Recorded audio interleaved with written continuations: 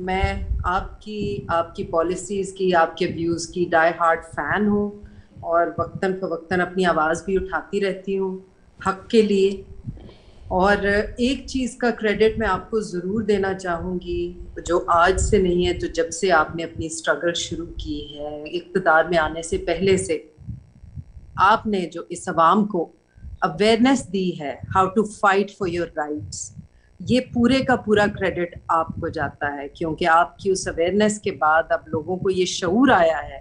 کہ ہمیں اپنے حق کے لیے کس طرح آواز اٹھانی ہے بے خوف و خطر۔ Now coming back to my question, میرا سوال آپ سے ذرا ڈفرینٹ ہے۔ آپ جانتے ہیں کہ پاکستان پولیٹیکلی تو کرائسس سے گزر ہی رہا ہے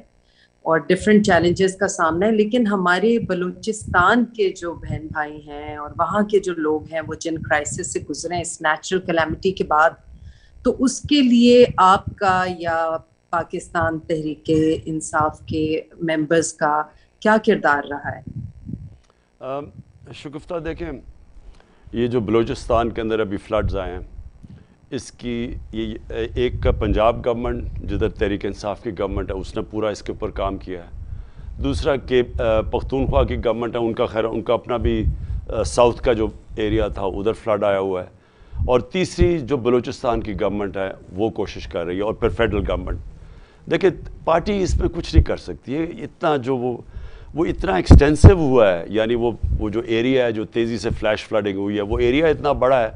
کہ اس کے اندر اگر آپ سمجھیں کہ ایک پولیٹیکل پارٹی کچھ کر سکتی ہے اس کے لیے مشکل ہے، گورنمنٹس کر سکتی ہیں۔ Okay, thank you, all praise to you and شکریہ شکریہ خان صاحب۔ طارق متین صاحب، آپ بیٹھے ہوئے ہیں کافی دیر سے، پہلے تو